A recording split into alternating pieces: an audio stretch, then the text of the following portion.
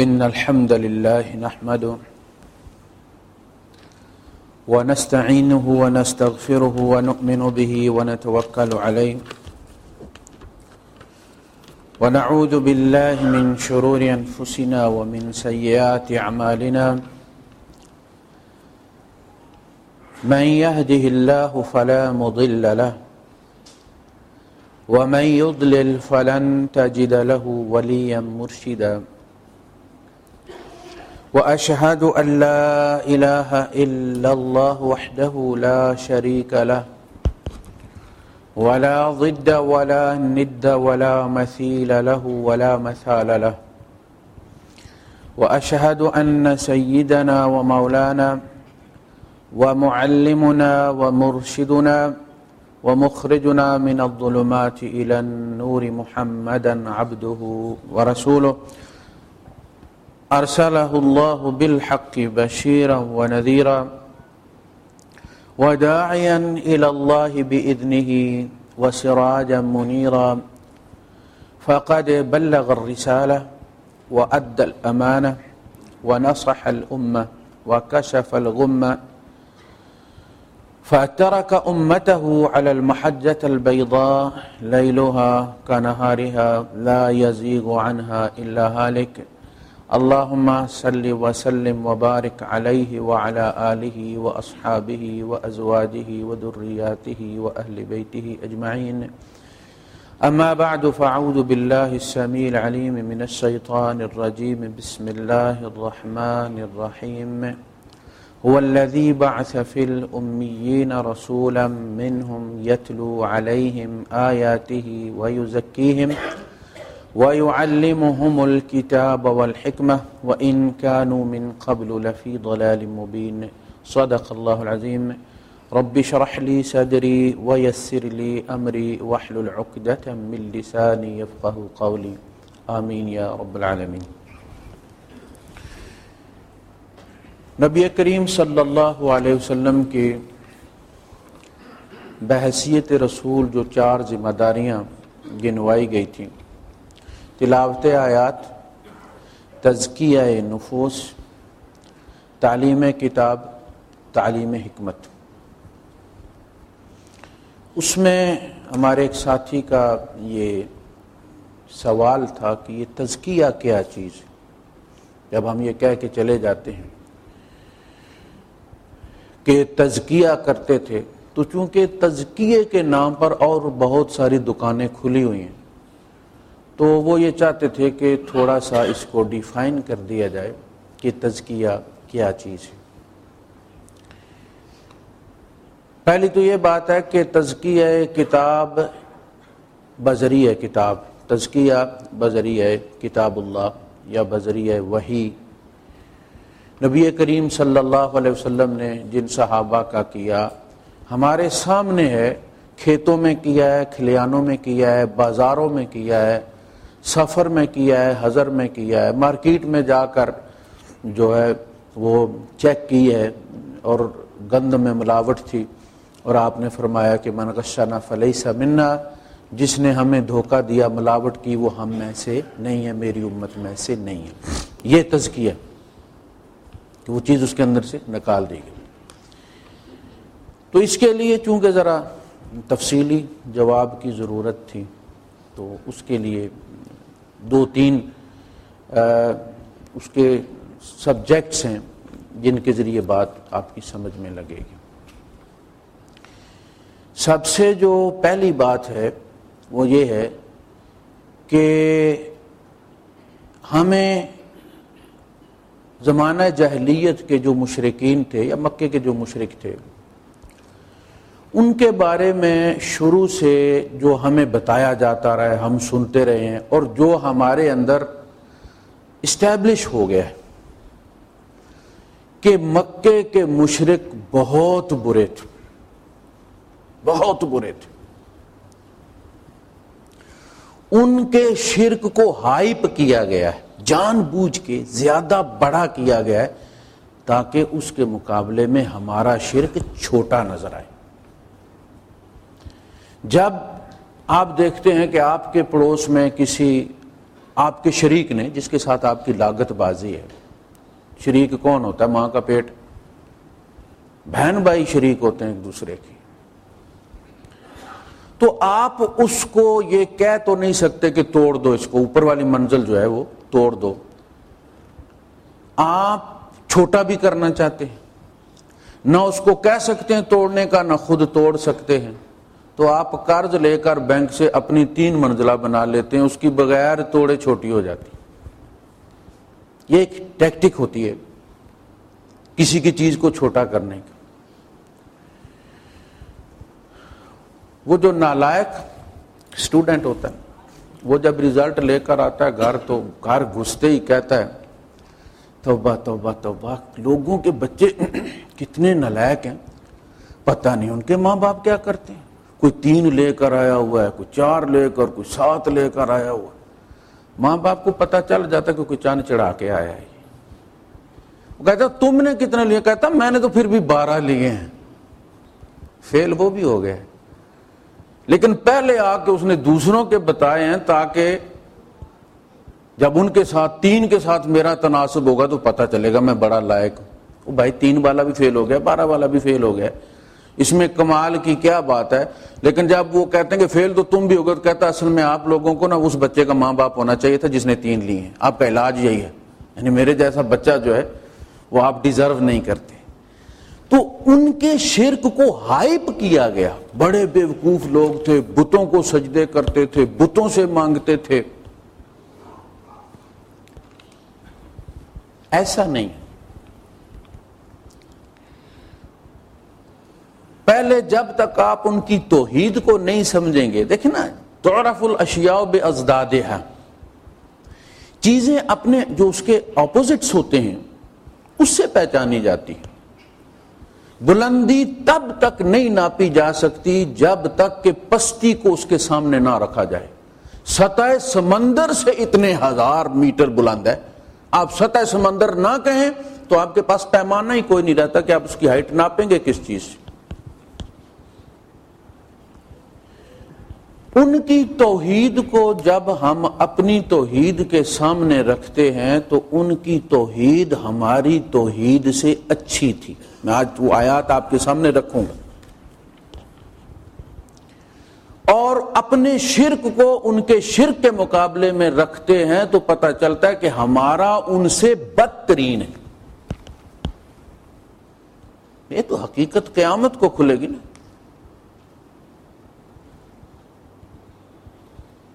وہ بھی اللہ اللہ اللہ اللہ کرتے تھے، اللہ کے گھر کے متولی تھے، بچوں کے نام عبداللہ رکھتے تھے، طواف کرتے تھے، حج کرتے تھے، حاجیوں کی خدمت کرتے تھے، لبیک اللہم لبیک ان کا تلبیہ ہے. تو پہلے ہم دیکھیں گے کہ ان کی توحید کیا ہے، پھر ہم یہ دیکھیں گے کہ اس توحید کے علی الرغم اللہ پاک کو ان کی توحید قبول کیوں نہیں، اور وہ کون سا شرک کرتے تھے. قرآن حکیم نے جہاں بھی کوٹ کیا ہے ان کو یعبدون اور یدعون کے ساتھ کیا. دعا کو عبادت قرار دیا، سجدہ وہ بتوں کو نہیں کرتے تھے. قرآن میں کہیں یہ نہیں کہا کہ یسجدون، کہا یعبدون من دون اللہ یدعون من دون اللہ. اب چونکہ ہم نے عبادت رکھا ہے نام اپنی نماز کا، لہذا ہم یہ سمجھتے ہیں کہ یعبدون کا مطلب یہ ہے کہ وہ بھی نماز ان کی پڑھتے تھے، سجدہ کرتے تھے ان کے آگے. حالانکہ یعبدون عبادت کا جو لفظ ہم نے نماز کے ساتھ جوڑ دیا ہے وہ ایک ٹیمپریریلی لکیر ماری گئی تھی عبادات اور معاملات اور ایمانیات کو الگ الگ کرنے کے لیے. جیسے آپ کوئی تصویر یا سکیچ بناتے ہیں تو آپ ایک کچی پینسل سے آپ اس کے نشان لگا لیتے ہیں، جب تصویر بن جاتی ہے تو آپ ان کو مٹا دیتے ہیں. جب ہم نے پرماننٹ عبادت نام ہی رکھ دیا نماز کا، 2 رکعت نماز نفل بندگی اللہ تعالیٰ کی، تو جب میں کہتا ہوں ایاک نعبد تو میں نے بندگی اللہ کی کر لی، کیونکہ بندگی کا تصور یہ ہے کہ اللہ کی نماز پڑھنی ہے، وہ تو میں پڑھ کے جاتا ہوں. اس کے بعد جا کے مانگتا کس سے ہوں میں؟ اللہ کو اس کی فکر نہیں ہونی چاہیے۔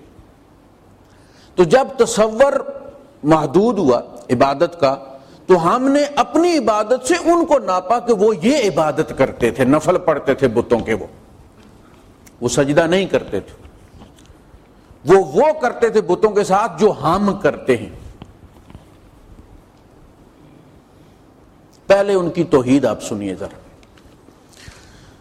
فرمایا اعوذ باللہ من الشیطان الرجیم وَلَئِن سَأَلْتَهُم مَّنْ خَلَقَ السَّمَاوَاتِ وَالْأَرْضِ، اور اگر آپ ان سے سوال کریں گے کہ کس نے پیدا کی ہے زمین و آسمان، لَيَقُولُنَّ خَلَقَهُنَّ الْعَزِيزُ الْعَلِيمُ، یقیناً وہ کہیں گے کہ انہیں پیدا کیا ہے العزیز العلیم نے، زبردست انجینئر نے، زبردست ایکسپرٹ نے، زبردست جاننے والے نے۔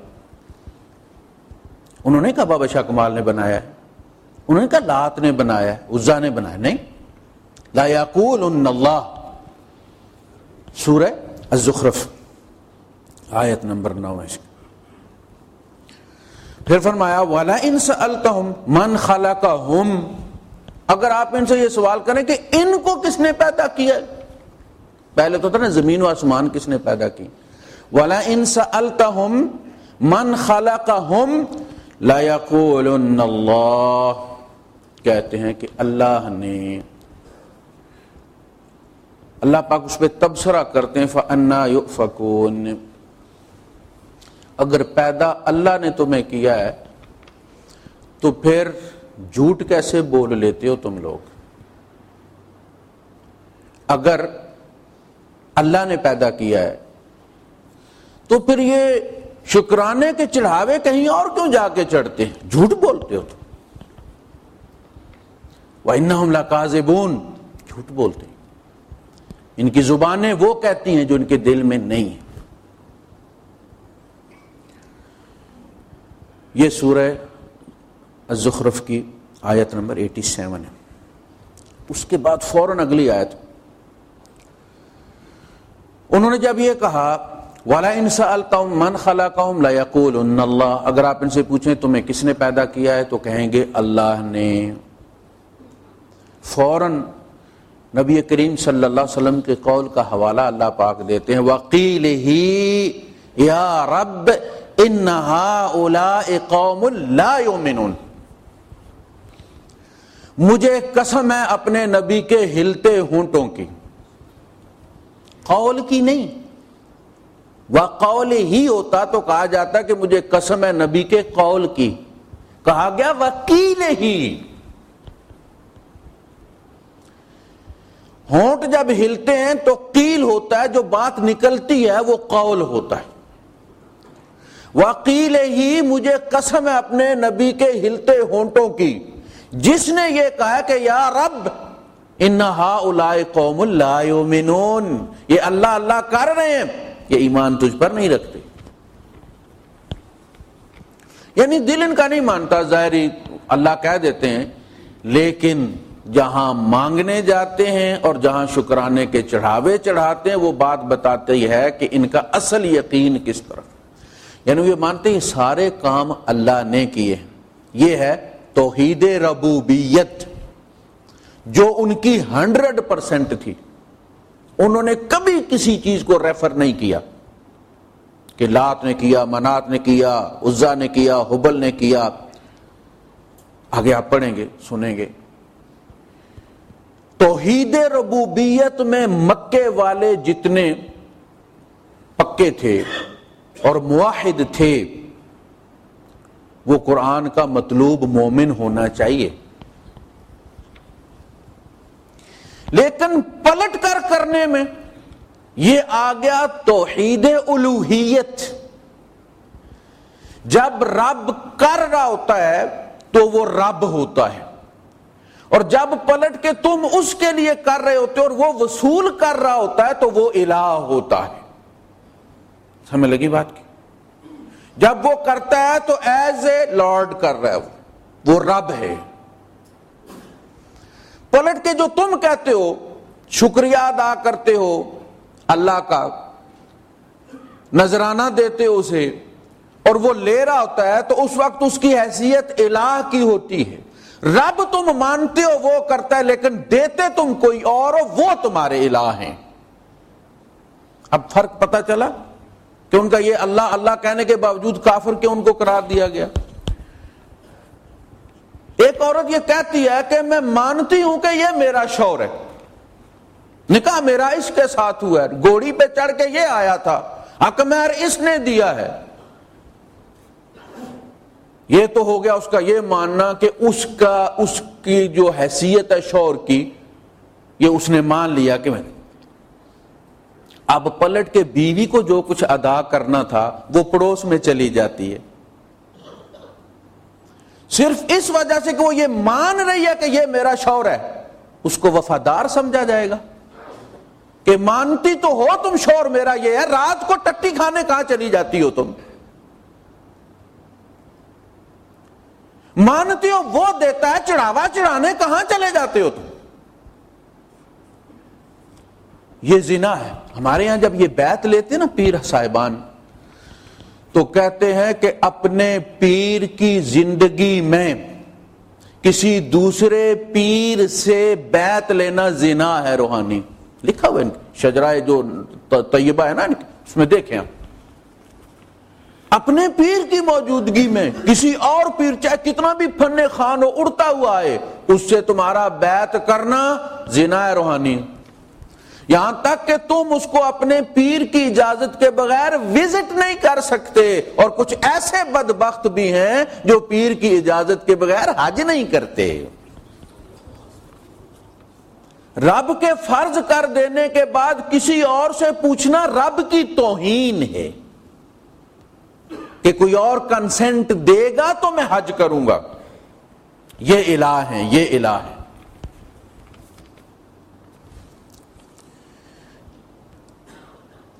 وَلَئِن سَأَلْتَهُمْ مَنْ خَلَقَ السَّمَاوَاتِ وَالْأَرْضِ، اگر آپ ان سے سوال کریں، یعنی اللہ پاک ان کی دو رخی واضح کرنا چاہتے ہیں کہ ان کے منہ کیا کہتے ہیں اور ان کے کرتوت کیا ہے. وَلَئِن سَأَلْتَهُمْ مَنْ خَلَقَ السَّمَاوَاتِ وَالْأَرْضَ وَسَخَّرَ الشَّمْسَ وَالْقَمَرَ لَيَقُولُنَّ اللَّهُ، یقیناً کہیں گے کہ اللہ. اچھا، جب یہ آیتیں نازل ہوتی تھی تو نبی کریم صلی اللہ علیہ وسلم نے جا کے حرم میں سنایا کرتے تھے. یہ ہماری طرح نہیں جس طرح ہم نے غیر مسلموں سے چھپا چھپا کے رکھا ہوا ہے. کہیں رکھا ہوا بھی ہے تو وہاں لکھا ہوا ہے کہ ناٹ فار نان مسلمز. ایسے ہی ہے جیسے کوئی دوا رکھی ہو اور لکھا جائے کہ ناٹ فار پیشنٹس. یہ مریضوں کے لیے نہیں ہے، صحت مند بندہ کھائے اس کو. اللہ کے رسول صلی اللہ علیہ وسلم جا کے حرم میں سناتے تھے، اور شام ہونے سے پہلے پہلے وہ بکریاں چرانے والے تک بھی پہنچ جاتی تھی. اور چونکہ ان کی زبان تھی لہذا کافر پڑھ کے کافر کو سنا رہا ہوتا تھا کہ آج یہ کہہ رہے تھے محمد صلی اللہ علیہ وسلم کہ یہ نازل ہوا. اس لیے مت سمجھے کہ یہ جو سوال اور جواب ہے ان کو پتہ نہیں چلتا تھا. جب یہ کہا گیا وَلَئِن سَأَلْتَهُمْ مَنْ خَلَقَ السَّمَاوَاتِ وَالْأَرْضَ وَسَخَّرَ الشَّمْسَ وَالْقَمَرَ لَيَقُولُنَّ اللَّهُ، یقیناً یہ کہیں گے اللہ. تو ان میں سے کوئی کہہ دیتا نہیں جی ہمارے لات نے. دیکھیے جی اللہ بھی تسلیم کر رہا ہے کہ ہم یہ کہتے ہیں کہ اللہ نے پیدا کیا.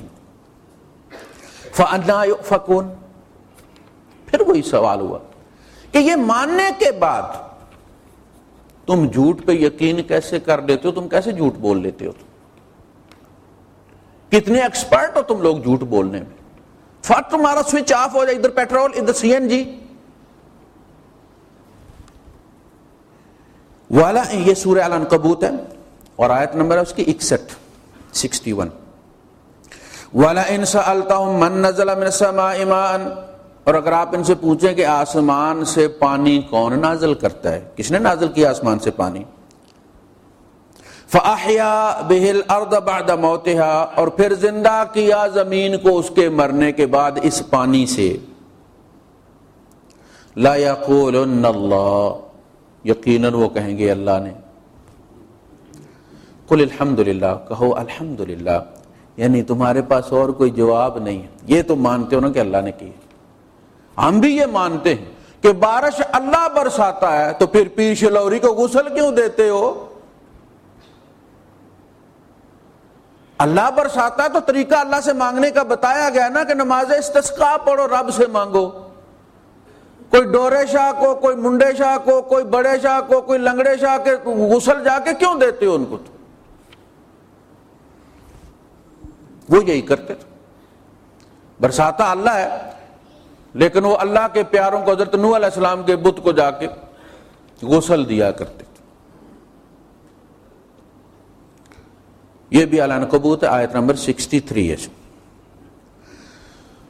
قل من یرزقکم من السماء والارض، اے نبی آپ ان سے کہیے کہ تمہیں کون رزق دیتا ہے آسمان سے اور زمین سے۔ آسمان سے رزق یعنی پانی، اور زمین سے رزق پھر جو فصل اگتی ہے۔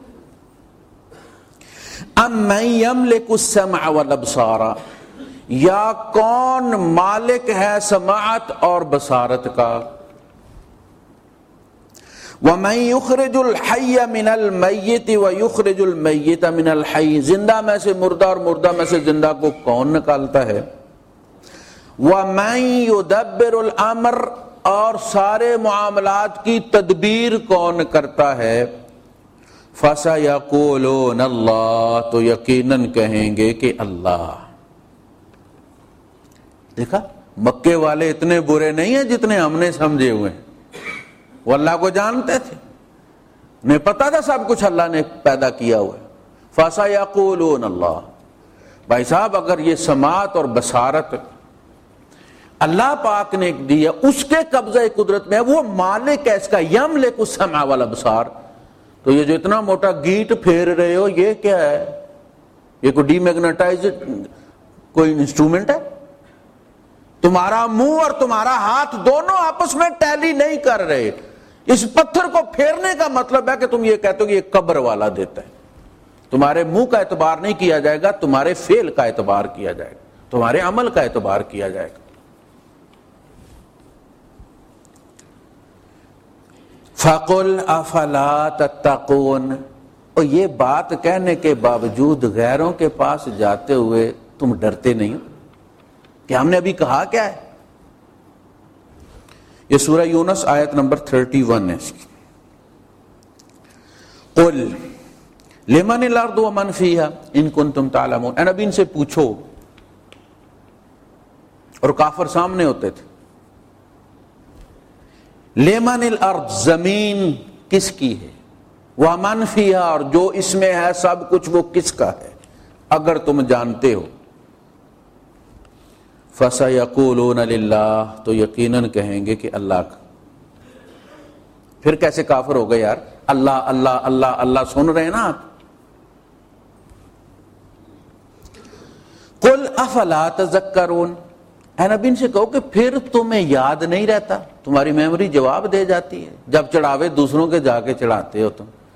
فصل اللہ کی دی ہوئی کہیں اور چڑھاوا جا کے چڑھاتے ہو، گائے اللہ کی دی ہوئی دودھ منڈے پھلا جا کے چڑھاتے ہو یا نور الدین کو دیتے ہو، اس وقت تمہیں یاد نہیں رہتا کہ یہ اللہ کی چیز ہے جو بغیر اس کے حکم کے تم دے رہے ہو، جہاں اس نے منع کیا تھا وہاں دے رہے ہو تم۔ کسی کی چیز ماننا بھی کہ یہ آپ کی چیز ہے اور اس کی مرضی کے خلاف اٹھا کے کسی کو دے دینا، یہ کہاں کی شرافت؟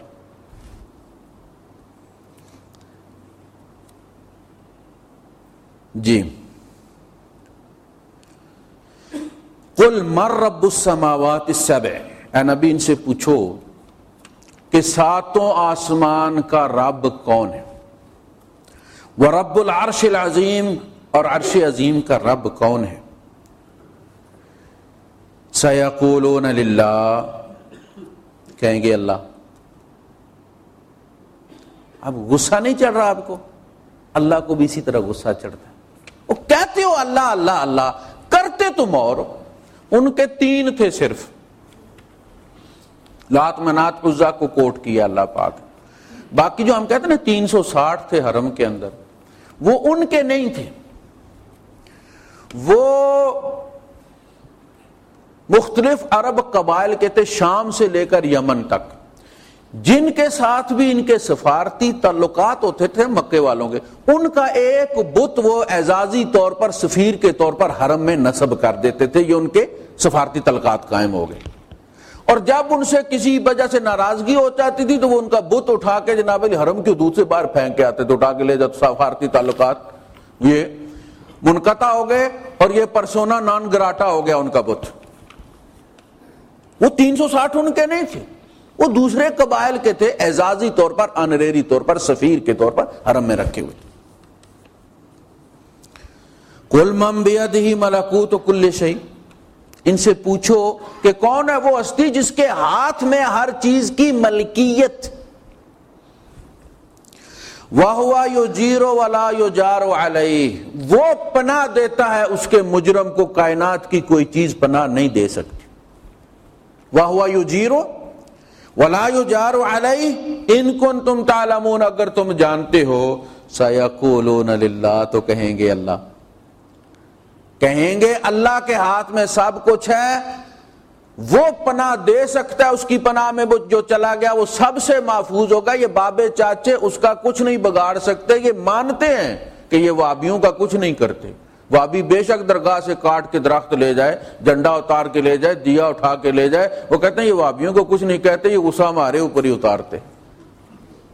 یہ بات اللہ پاک بھی کہتا ہے، انہ لیس لہ سلطان علی الذین آمنوا وعلی ربہم یتوکلون، ان شیطانوں کا، ان جنات کا کوئی زور نہیں چلتا ان لوگوں پر جن کا ایمان اپنے رب پر ہے اور وہ توکل اپنے رب پر کرتے ہیں، اپنے آپ کو اور اپنے جو بھی تابع ہے اس کو رب کے سپرد کر دیتے ہیں، بے فکر ہو جاتے ہیں۔ انما سلطانہ علی الذین یتولونہ والذین ہم بہ مشرکون، ان کا زور شیطانوں کا چلتا ہے تو ان پر جو ان کے اپنے دوست ہیں، اللہ کی پناہ سے نکلے ہوئے ہیں، اور جو اس کے مشرک ہیں، یعنی انہی کو وہ تنگ کرتے ہیں، انہی کو وہ قبضے سے نہیں نکلنے دیتے، اہل ایمان کا وہ کچھ نہیں کر سکتے۔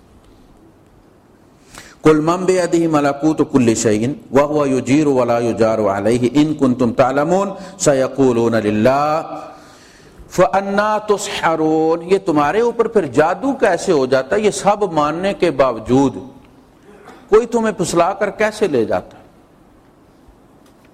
لیکن یہ تیار ہوتے ہیں نا پھسلنے کے لیے، وہ جو ہمیں پتا ہے کہ یہ شناختی کارڈ یا پاسپورٹ آفس ہے، یہاں بنتے ہیں، یہ لائن بنوانے والوں کی لگی ہوئی ہے، تو وہ جو ہمیں آنکھ سے اشارہ کرتا ہے کہ یہ لائن میں کپڑے دیکھتے ہیں نا، وہ پتہ چلتا ہے پیسے والا بندہ ہے، آؤٹ لک بتاتی ہے، تو وہ آنکھ مار کے سائڈ پہ بلا لیتے ہیں، بھائی صاحب 5-7 گھنٹے ادھر لائن میں لگے رہو گے، تم تو شریف آدمی نظر آتے ہو، تو یہ میں کام کرا دیتا ہوں، روپیہ 2000-4000 لگے گا، تو ابھی کھڑے کھڑے آپ کا کام ہو جائے گا۔ کہتا ہے یار ہمارے لیے تو ہم درموں میں لگاتے ہیں، فوراً 23 کے ساتھ ضرب لگاتے ہیں، تو کہتے ہیں یار یہ تو ہمارا ایک ٹیکسی کی بکنگ ہی بنتی ہے، فوراً کہہ دیتے ٹھیک ہے بھائی صاحب کر دیں یار، بڑی مہربانی تھوڑی بھائی صاحب۔ وہ کہتا ہے پولے، وہ پولا ایک اسکرو ڈرائیور، ایک ٹیسٹر اور ایک کٹر چھوٹا سا لے کے ہاتھ میں کھڑا ہوتا ہے، ادھر آ بھائی صاحب دا کام کریا، اندر چٹ لے کے آنا۔ اب وہ پولا جاتا ہے، ظاہر ہے دوسرا بندہ جائے تو وہ جو لائن والے وہی نہیں اندر جانے دیتے، وہ راستے میں روک تنگ آئے ہوئے ہوتے ہیں نا، صبر کرو کدھر جا رہے ہو تم، لائن میں جاؤ۔ اب پولا جا رہا ہے بجلی ٹھیک کرنے، اس کو کون مائی کا لال روکے، تھوڑی دیر کے بعد پولا نکلتا ہے، جناب چٹ اس کے ہاتھ میں ہوتی ہے، ان صاحب کو پکڑاتا ہے، صاحب گھر چلے جاتے۔ اسی طرح رب والی لائن میں لگے ہوئے بندے وہ آنکھ مارتے، سرکار ادھر آؤ، ہم کام کر دیتے ہیں، آپ کا خام خواہ نمازیں پڑھ کے یب جاؤ گے، تم آرام سے سوو، ہم نے اتنی پڑھی ہوئی ہیں، آلریڈی اتنا بیلنس ڈلوایا ہوا ہے کہ یہ چھوٹی موٹی جنت تو تمہیں ویسے ہی ہم کر دیں گے، لیکن اگر تم راڈو گھڑی بھیج دو تو ہم جنت الفردوس بھی تمہیں دلوا دیں گے۔ یہ وہ لوگ ہیں۔ اب یہ تو آپ نے ان کی توحید سنی نا، اللہ اللہ، بارش اللہ برساتا ہے، فصل اللہ پیدا کرتا ہے، ہر چیز کا مالک اللہ ہے، آنکھوں اور کانوں کا مالک اللہ ہے، اللہ اللہ اللہ آپ نے سن لیا، یہ قرآن حکیم کی بات ہے، کسی مولوی کی بات نہیں ہے۔ اب ان کا اللہ پاک یہ سارے بعد فتویٰ دیتے ہیں وَمَا يُؤْمِنُ أَكْثَرُهُمْ بِاللَّهِ إِلَّا وَهُمْ مُشْرِكُونَ، ان کی اکثریت اللہ پر ایمان نہیں رکھتی مگر ساتھ شرک بھی کرتی، یعنی پیور انہیں ہضم نہیں ہوتا۔ کہتے ہیں نا کہ جو خالص سونا ہوتا ہے اس میں چمک کوئی نہیں ہوتی، نیرا خالص ہی ہوتا ہے۔ اس میں چمک لانے کے لیے کیا ڈالتے ہیں حاجی صاحب؟ تانبا ڈالتے ہیں، کاپر، جی کاپر تانبا ڈالتے ہیں، پھر چمکتا خوب ہے جب برش مارتے ہیں نا۔ یہ خالص توحید ان کو ہضم نہیں ہوتی جب تک کہ ساتھ تڑکا نہ لگایا جائے شرک کا۔ قرآن حکیم ان کی دعا کو ان کی عبادت کہتا ہے، جہاں بھی ذکر کرتا ہے نا کہ وہ اللہ کے بغیر عبادت کرتے ہیں، سجدہ نہیں کرتے تھے، وہ بڑے فن خان تھے مکے والے، وہ سجدہ توہین سمجھتے تھے اپنی، کسی کو بھی ہو۔ اس لیے جب انہوں نے اللہ کو سجدہ کرنا شروع کیا تو ان کے سجدے کی کوئی ویلیو تھی۔ آئے ہائے، عمر فاروق نے سجدہ کر دیا اللہ کو۔ یہ جو ہماری جبینیں، ہمارے ماتھے نا ہر جگہ ٹکنے کے لیے تیار ہوتے ہیں، ان کی تو ویلیو ہی کوئی نہیں۔ اس کا کیا ہے؟ ابھی کسی قبر پہ جا ٹکے گا، ابھی کسی درخت پہ جا ٹکے گا۔ ان میں ایک بوڑھا آدمی تھا، سورہ والنجم جب نازل ہوئی اور اللہ پاک نے اس میں بڑا آخر میں جا کے بڑا دھمکی والا دینے والا انداز اختیار کیا، میں ابھی تک تم کھڑے ہو، سجدہ کرو۔ وہ سارے سجدے میں چلے گئے۔ ایسا ٹیمپو ہے اس صورت کا کہ تراویح میں بھی پڑھو تو رونگٹے کھڑے ہو جاتے۔ وَأَنْتُمْ سَامِدُونَ فَاسْجُدُوا لِلَّهِ، سارے سجدے میں چلے۔ ایک بوڑھا تھا، وہ زیادہ ہی فن خان تھا، اس نے نیچے سے مٹی اٹھائی اور اپنے ماتھے پہ مال لی کہ میرے لیے اتنا ہی کافی ہے، جھکا نہیں، اس نے نیچے سے اٹھا کے ماتھے پہ مال لی، اس نے کہا سجدہ ہو گیا۔ اسی طرح جو ہم گیٹ ملتے ہیں نا، یہ سجدہ کرتے ہیں ہم۔ یہ جو پتھر اٹھا کے قبر سے ہم ملتے ہیں نا، اور وہ ہوتا بھی وہ سنگ مرمر کا، یار وہ بڑا ٹھنڈا لگتا ہے۔ جب ماتھے پہ رکھتے ہیں تو پتہ چلتا ہے کہ ٹھنڈک اندر جا رہی ہے، یہ نہیں پتا کہ ایمان ادھر سے نکل رہا ہے۔ یہ سجدہ ہے۔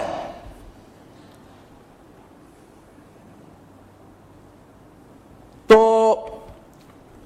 ان کی دعا کو ان کی عبادت کہا گیا ہے۔ اب وہ میں آیات آپ کے سامنے رکھتا ہوں۔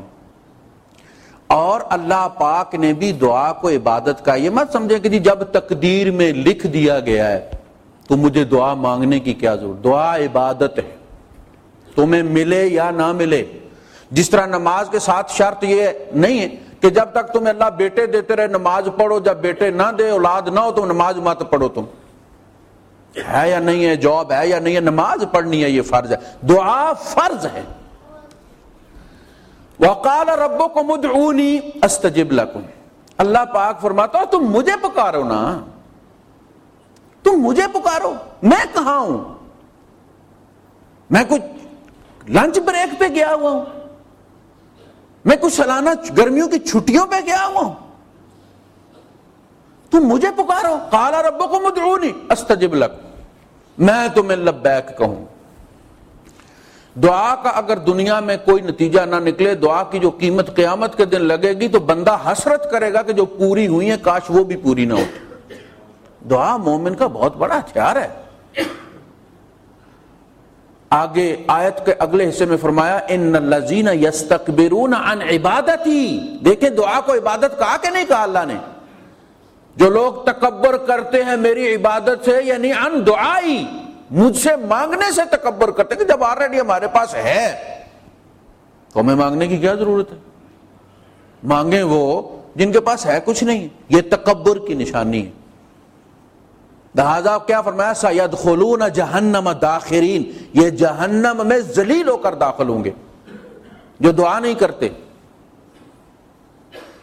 سب کچھ ہونے کے باوجود وہ لینے پہ قادر ہے، جاتے پتہ ہی نہیں لگتا، آتے ہوئے پھر ٹائم لگتا ہے۔ مکان بناتے کتنی دیر لگتی ہے؟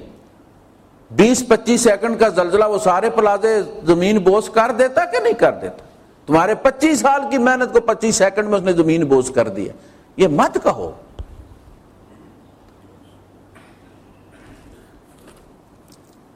فرمایا قل انی نہیت ان اعبد الذین تدعون من دون اللہ، اے نبی آپ ان سے کہیے کہ مجھے تو منع کیا گیا ہے ان کی بندگی سے، یعنی ان سے دعا کرنے سے، الذین تدعون من دون اللہ، جن سے تم دعا کرتے ہو اللہ کے علاوہ، پکارتے ہو۔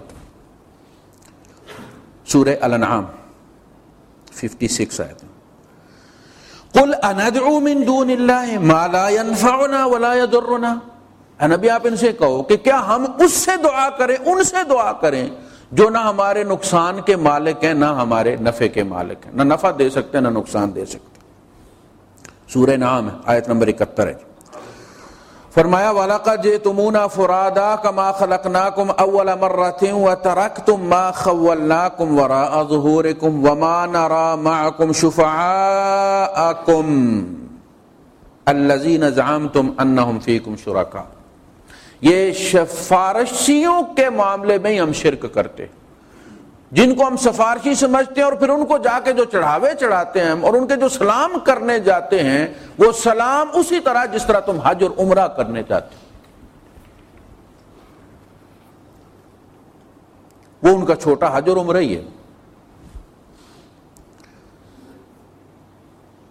اللہ پاک قیامت کے دن کہے گا جب اکیلے آئے ہوئے، وَلَقَدْ جِئْتُمُونَا فُرَادَىٰ، انڈیویجول آئے ہو تم، کَمَا خَلَقْنَاكُمْ أَوَّلَ مَرَّةٍ، جس طرح ہم نے تمہیں اکیلا پیدا کیا تھا۔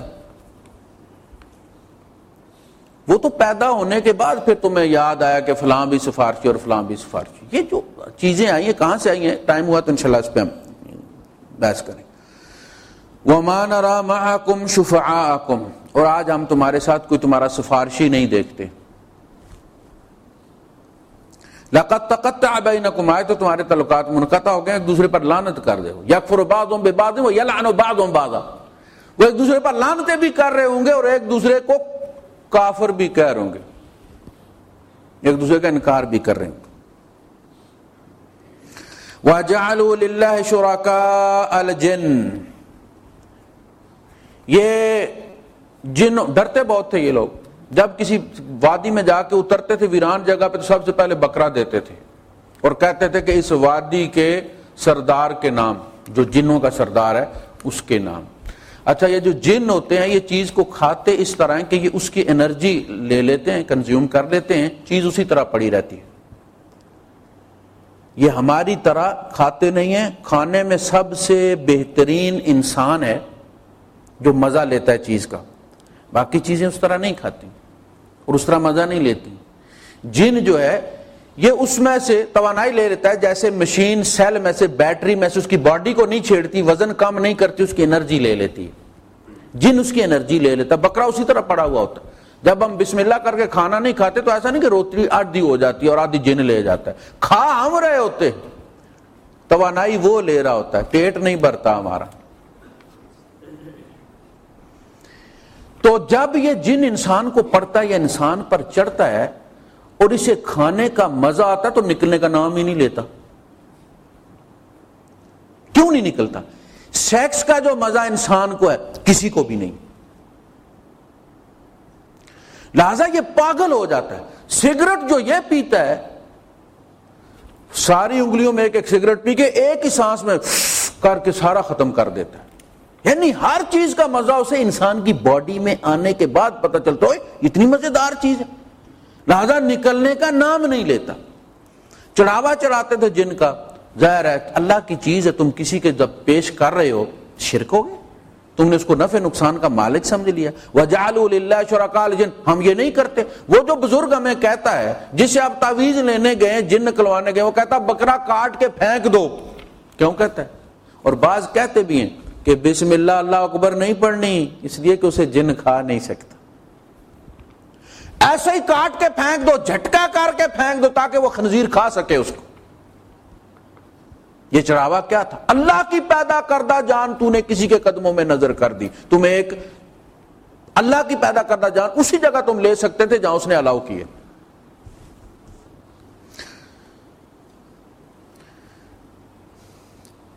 وَلَا تَسُبُّوا الَّذِينَ يَدْعُونَ مِن دُونِ اللَّهِ، اے نبی نے گالی مت دو جو اللہ کے علاوہ دوسروں کو پکارتے ہیں۔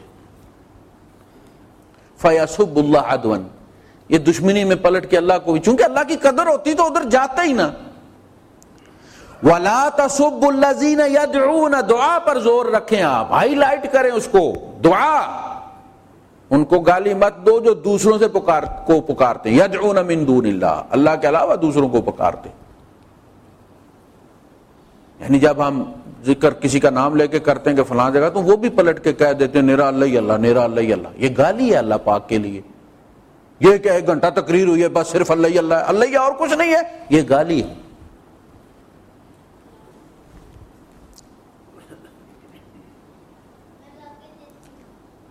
وَجَعَلُوا لِلَّهِ مِمَّا ذَرَأَ مِنَ الْحَرْثِ وَالْأَنْعَامِ نَصِيبًا. اب یہ دیکھیں، یہ ان کا شرک ہے، وہ ان کی توحید تھی، یہ ان کا شرک ہے. وَجَعَلُوا، اور ٹھہراتے ہیں، لِلَّهِ، اللہ کے لیے، مِمَّا ذَرَأَ، اس میں سے جو پیدا ہوا ہے، مِنَ الْحَرْثِ، کھیتی میں سے، وَالْأَنْعَامِ، اور جانوروں میں سے، چوپایوں میں سے، کیا نصیباً، حصہ. پہلے اللہ کا نکالتے تھے، اللہ نے پہلے ذکر کیا. وَجَعَلُوا لِلَّهِ مما ذرا من الحرث والانعام نصیبا فقالوا هذا للہ وهذا لشرکائنا. یہ تو ہو گیا عشر اللہ کا، اور یہ ہو گیا فلاں صاحب کا.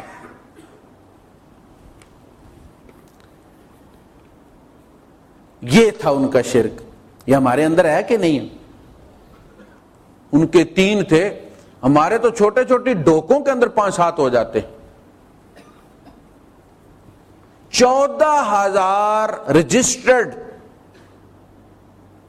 وہ مزار ہیں صرف پنجاب کے اندر. 14,000 رجسٹرڈ ہیں اوقاف کے کاغذوں میں، جہاں چڑھاوا چڑھتا اور وہ بکسا کھول کے لے کے آتے. ان کے 3 چبھتے ہیں تمہیں. وہ مشرک تھے، تم موحد ہو، کیوں عذاب میں مبتلا ہو؟ ہر عذاب تمہارے اوپر ٹوٹ پڑا ہے تمہارے شرک کی وجہ سے. یعنی رمضان میں ملاوٹ کم ہونی چاہیے نا، بدے کے پتر بن جانا چاہیے. رمضان میں ڈبل ٹرپل ہو جاتی. یہ ہمارا کردار ہے.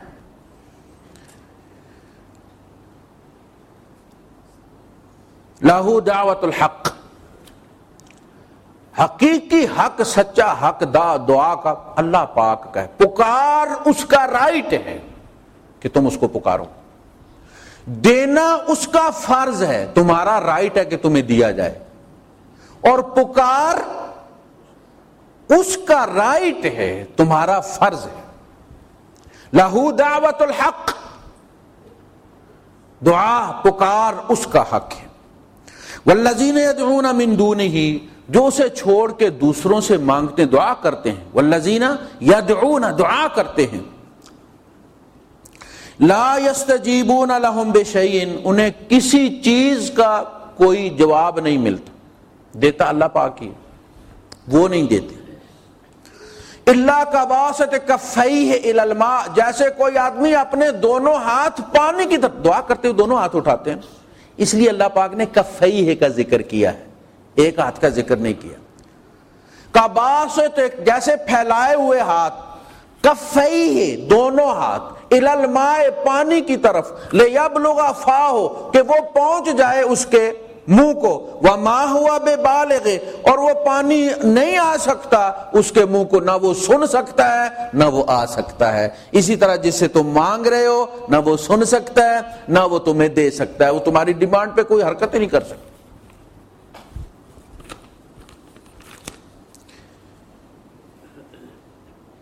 وما دعاء الکافرین الا فی ضلال، ان ناشکروں کی دعا سوائے بھٹکنے کے اور کچھ نہیں کرتی.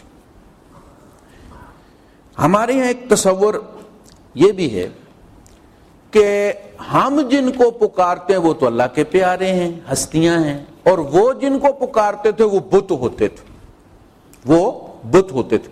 یہ ہے اصل وہ چھوٹا سا فرق جس کی وجہ سے ہم یہ سمجھتے ہیں کہ ہم اللہ کے پیاروں کو سے مانگتے ہیں، ان کے وسیلے سے مانگتے ہیں، اور وہ بے جان بتوں سے مانگتے تھے. ایسی بات نہیں. وہ بھی جن سے مانگتے تھے وہ زندہ ہستیاں ہوتی تھیں، اور قیامت کے دن اللہ پاک ان زندہ ہستیوں سے پوچھے گا۔ فرمایا اَأَنْتُمْ اضللتم عباد وَيَوْمَ يَحْشُرُهُمْ جَمِيعًا، جب سب کو اکٹھا کرے گا تو اللہ پاک ان سے پوچھے گا جن کو وہ پوجا کرتے تھے، مانگا کرتے تھے، پوجا سے مراد یہی ہے،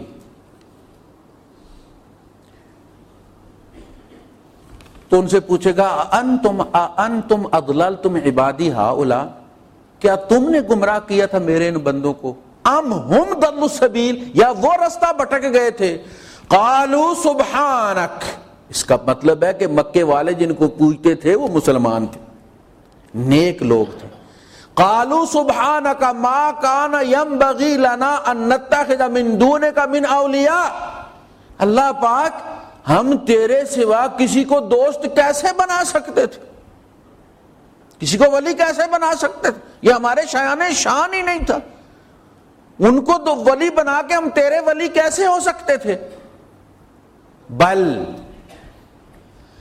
بل متعتہم وآباءہم، اللہ پاک تو ہی تو ان کو دیتا رہا اور ان کے باپ دادا کو، مانگتے یہ ہماری قبر پہ آ کے کھڑے ہوتے تھے، مالک تو ان کو پکڑا دیتا تھا، تو نہ دیتا ان کو، پھٹے منہ 2 4 10 سال آ کے دھکے کھاتے رہتے تو پتہ چل جاتا انہیں کہ یہاں سے کچھ نہیں ملتا، اور ہندو اس بت کے سامنے ہی کھڑے ہو کے مانگتا ہے، لکشمی دیوی کے سامنے مل جاتا اسے کہ نہیں ملتا، کون دیتا ہے، امتحان تو یہی ہے، اللہ دیتا ہے، کہا بل متعتہم وآباءہم، مالک وہ آگے مانگتے ادھر تھے تو پکڑا دیتا تھا، تو کتنا کریم ہے، وہ اگر وہاں نہ بھی جاتے تو یہ ان کا مقدر تھا، یہ ان کا نصیب تھا، یہ ماں کے پیٹ میں لکھ دیا گیا تھا، یہ آدم علیہ السلام کی پشت میں طے ہو گیا تھا، وہ تمہیں ملنا ہی تھا۔ جس طرح سورج جب چڑھتا ہے اپنے ٹائم پہ چڑھتا ہے، اس کی ٹائمنگ فکس ہے پہلے دن سے، کوئی بندہ تویز کر کے اگر کہے سحری کے وقت یا بکرا چڑھا کے کہ یہ بکرا چڑھانے کی وجہ سے یہ سورج باہر نکلا ہے، اصل مسئلہ کیا ہمارے ساتھ، ہمارے جب انسان کوئی گناہ کرتا ہے، ہمارے پچھلے درس میں، یہ پیر کے درس میں ہمارے یہ بات زیر بحث آئی تھی، جب ہم کوئی گناہ کرتے ہیں شعوری طور پر تو اس کی بہت ساری کاپیاں تیار ہو جاتی ہیں ہمارے جینز کے اندر، اور اگر ہم فوری توبہ نہ کریں، کیوں کہا گیا انما التوبۃ علی اللہ للذین یعملون السوء بجہالۃ ثم یتوبون من قریب، جھٹ پٹ توبہ کرو اس سے پہلے کہ یہ کاپیاں ٹرانسفر ہو جائیں تمہاری اولاد کو، آگے کوئی بچہ پیدا ہو جائے اس گناہ کے ساتھ، وہ اس میں ٹرانسفر ہو جاتی، جینیٹیکلی وہ چیز اس کے اندر چلی جاتی، اس کی کاپی شفٹ ہو جاتی ہے آپ کی اولاد کو، اور اس کے اندر سائلنٹ کیریئر کے طور پر وہ رہتی ہے، جیسے کوئی وائرس صدیوں صحرا میں پڑا رہتا ہے، جب اسے انوائرمنٹ ملتی ہے، جب اسے بلڈ لگتا ہے، وہ اپنا نیٹ ورک خود بنا کے اپنے آپ کو ڈی کوڈ کر کے انسٹال کر لیتا ہے، آپ کے اندر کام کرنا شروع کر دیتا ہے، وہ ہمارے اندر وہ کاپیاں باپ دادا کی وائرس کے طور پہ رہتی ہیں۔ قرآن حکیم یا وحی جو ہے وہ تزکیہ کیا کرتی ہے، وہ کہتی ہے اس ماحول میں مت جا جہاں تیرے باپ دادا کے کرتوت بھی ایکٹیو ہو جائیں، تیرے اندر ماحول ایکٹیویٹ کر دے گا انہیں۔ قل للمؤمنین یغضوا من ابصارہم، مومنوں کو کہو نگاہ جھکا لیا کرو، ذالک ازکی لہم، یہ تزکیہ ہے، یہ ان کے لیے پاکیزہ تر ہے۔ تو وہ جب ماحول میں ہم جاتے ہیں، چونکہ میرا ارادہ تو برائی کرنے کا نہیں ہے، میں تو سمجھتا ہوں کہ میں بڑا نیک ہوں، تو جب میں ماحول میں چلا جاتا ہوں تو وہ چیز میرے اندر ایکٹیویٹ کر دیتا ہے ماحول جو میں نے سوچی نہیں تھی، پھر روتا پھرتا ہوں کہ چھلکے ہوئے تھے جام پریشان تھی زلف یار، کچھ ایسے حادثات سے گھبرا کے پی گیا، تم وہاں منہ کالا کرنے گئے کیوں؟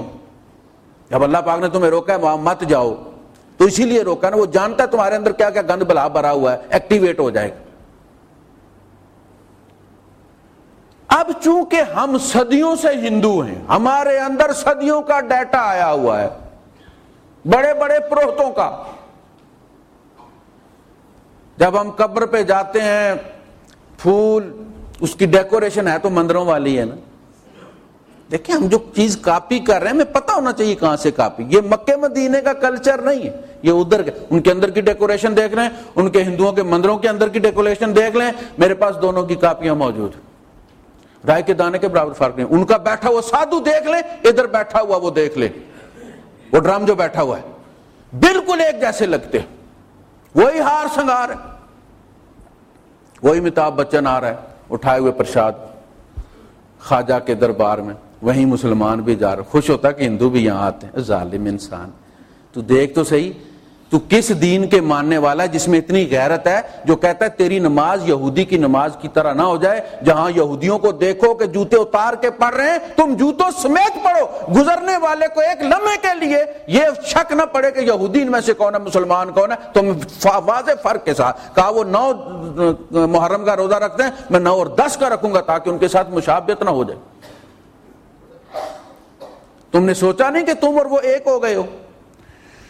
اب اس کو دیکھ کے نا اندر جا کے, کیونکہ میں خود رہا ہوں بھائی صاحب, میں نے کتابوں میں نہیں پڑھا, میرا باپ دادا کوئی جدی پشتی میں کسی علمی خانوادے کا ماننے والا اور جدی پشتی میں کوئی دیوبندی یا وہابی نہیں ہوں.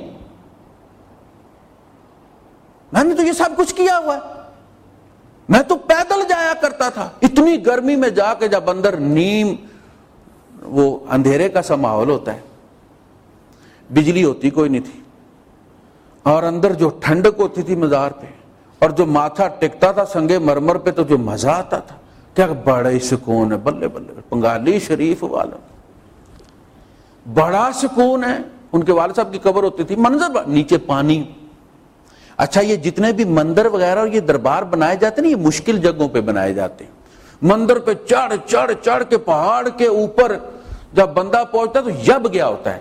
وہاں جا کے جب وہ ٹھنڈک ملتی ہے, چھاؤں ملتی ہے, ٹھنڈا پانی, کہتا جی بڑا سکون ملا. بھائی صاحب سکون تمہیں اس تھکاوٹ نے دیا. یہ تو ہر بندہ جو یہاں سے پکنک پہ نکلتا ہے الین خوار ہو کے واپس آتا تو گھر میں گھستے ہی پہلی بات کیا کہتا ہے, بھائی جی جیڑا سکون اپنے کار چ نہ پائے جی کدھرے نہیں, تو پھر جاتے کیوں ہو. تو اس ماحول کو دیکھ کے ہمارے اندر کا وہ ہندو تڑپ اٹھتا ہے. وہ جو جدی پشتی ہمارے جینز کے اندر ہے نا, دیکھیں ہمارے اندر آدم علیہ السلام چونکہ روحانی طور پر نہیں فزیکلی جنت میں رہے ہیں, لہذا ہمارے جینز کے اندر دا پیراڈائز لاسٹ اس کی جھلک موجود ہے. بچہ جب پیدا ہوتا ہے ماں کے پیٹ میں ہوتا ہے تو وہ خواب دیکھتا ہے, ہنستا بھی ہے, ڈرتا بھی ہے. تو ڈاکٹر پریشان تھے اس کو ہوتا کیا ہے. ہم تو یہ کہتے ہیں کہ یہ خواب کیا ہوتے ہیں, خواب ایکشن ری پلے ہوتا ہے, جو ہم دن کو دیکھتے ہیں وہ ہم خواب میں ایکشن ری پلے ہوتا ہے, ہائی لائٹس ہوتی ہیں. یہ کیا دیکھتا ہے, یہ کیوں ہنستا ہے. اب انہوں نے تحقیق کر کے بڑی موٹی کتاب لکھی ہے کہ انسان کے اندر ایک دا پیراڈائز لاسٹ اس کے جینز کے اندر موجود ہے. اس کے کلپس نظر آتے ہیں. وہ جنت کے قریب ہوتا ہے, دنیا سے دور ہوتا ہے. اچھا جو وہ دنیا کے قریب ہوتا چلا جاتا ہے, جوان ہوتا چلا جاتا ہے, وہاں کی میموری جو ہے وہ کمزور پڑتی چلی جاتی ہے. وہ چیزیں ہمارے اندر آدم علیہ السلام سے, وہ جنت والی چیز بھی موجود ہے, وہ دوسری والی چیز بھی ہمارے اندر موجود ہے. لہذا جو ہمارے آباء و اجداد کے معاملات ہیں جو ہمارے اندر آئے ہوئے ہیں, یہ وہی دیکھیں سابقہ قومیں, سابقہ قومیں کیوں پوری برباد کر دی جاتی تھی. تباہی سے پہلے ان کے یہاں اولاد ہونا بند ہو جاتی تھی. یہ فرسٹ انڈیکیشن ہوتا تھا کہ اس قوم کی بربادی کے دن آ گئے. اور اس کے بعد قطع دابر الذین کفروا, ان کی جڑ کاٹ دی جاتی تھی. تیس نیس جیسے کوئی وائرس مرغیوں میں پھیل جائے تو آپ ٹی وی پہ دیکھتے نا کہ کس طرح ان کو اکٹھا کر کر کے ان کو مارا جا رہا ہوتا ہے, اس طرح اس قوم کو تیس نیس کر دیا جاتا تھا کہ یہ وائرس آگے نہ چلے. اور اگلی جو نسل چلتی تھی وہ نبی کے ماننے والے نیک لوگوں میں چلتی تھی. پھر زمانہ گزرتا تھا, پھر وہ بدی عود کراتی تھی, پھر آگے سلسلہ چلتا تھا. نبی کریم صلی اللہ علیہ وسلم نے اللہ پاک سے دعا مانگی کہ اب یہ حال نہ ہو. اور آپ دیکھتے ہیں کہ صرف اسلام کے ساتھ نہیں, کسی مذہب کے ساتھ بھی یہ حال نہیں ہوتا. پہلے یہ ہوتا تھا کہ ان کی قوم پر عذاب آیا ہے، 2 بندے ان کے مکے میں آئے ہوئے ہیں دعا مانگنے کے لیے، یہاں انہیں پتہ ہے کہ یہاں کا رب سنتا ہے، تو وہ چھوٹے سارے چھوڑ کے GHQ میں آئے ہوئے تھے، اس کی قوم پر عذاب آیا، جب تک وہ حرم کی حدود میں رہے محفوظ رہے، حرم کی حد سے باہر نکلے تو وہی پتھر آ کے انہیں لگے اور انہیں وہاں مار دیا۔ حضور کی دعاؤں کے صدقے، آپ کی رحمت للعالمین ہونے کے صدقے اللہ پاک نے اس پروسیس کو روک دیا، لیکن شرط یہ رکھی کہ یہ قرآن حکیم، اس کے اندر یہ صلاحیت ہے کہ اگر تم، یہ اینٹی وائرس ہے، اگر تم اسے ڈاؤن لوڈ کر لو، جو اقبال نے کہا نا، چونکہ اس کے زمانے میں یہ ڈاؤن لوڈ والی اصطلاح استعمال نہیں ہوتی تھی، تیرے ضمیر پہ نہ ہو جب تک نزول کتاب، جب تک تو اپنے ضمیر پہ اس کو نازل نہ کرے۔ عربی ویب سائٹ پہ آپ جائیں نا تو جہاں ڈاؤن لوڈ انگلش میں لکھا ہوتا ہے نا، وہاں لکھا ہوا ہے تنزیل، آپ کلک کرتے ہیں یس نازل کرو اسے، ڈاؤن لوڈ، ٹھیک ہے؟ تو تیرے ضمیر پہ نہ ہو جب تک نزول کتاب، گرا کشا ہے نہ راضی نہ صاحب کشاف۔ بھائی بڑی بڑی تم تفسیریں پڑھ لو، تمہیں کوئی فائدہ نہیں ہوگا۔ تو اس قرآن کو اینٹی وائرس کے طور پہ جب آپ ڈاؤن لوڈ کر لیں گے تو وہ جینز جو ہے وہ ڈسیبل ہو جائیں گے، اگر اس کتاب کو فالو کرو گے تو یہ گارنٹی ہے۔ پھر انشاءاللہ اس موضوع کو مکمل کریں گے۔ وآخر دعوانا ان الحمدللہ رب العالمین۔